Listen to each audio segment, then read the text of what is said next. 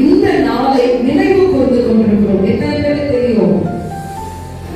இதை போன்ற ஒரு நாளிலே ஓசனா என்று சொல்லி ஆர்ப்பரித்தார்கள் என்று சொல்லி நாம் அறிந்திருக்கிறபடினாலே இந்த இடத்துல ஸ்தோத்திரிக்கப்பட்டவர் அப்படின்னு சொல்லி நாம் வாசிக்கிறோம்.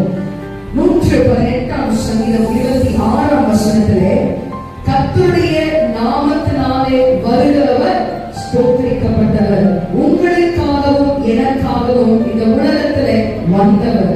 ஆமென். இந்த உலகத்திலே இருக்கிறவர். ஆமென்.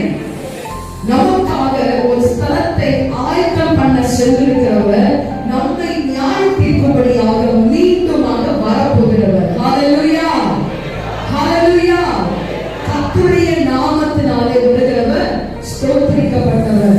அவர் ஒருவர் மாத்திரமே எல்லா ஸ்தோத்திரத்திற்கும் கனத்திற்கும் மகிமைக்கும் பாத்திரராய் இருக்கிறவர். ஆமென்.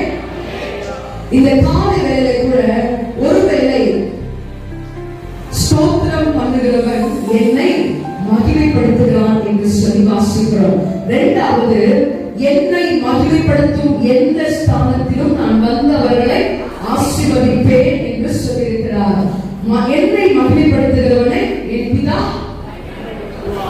அவரை நாம் கனம் பண்ணும் பொழுது, அவரை நாம் மகிமைப்படுத்தும் பொழுது நம்முடைய தலையை உயர்த்துகிற தேவனாய் அவர் இருக்கிறார். பிரியமானவர்களே,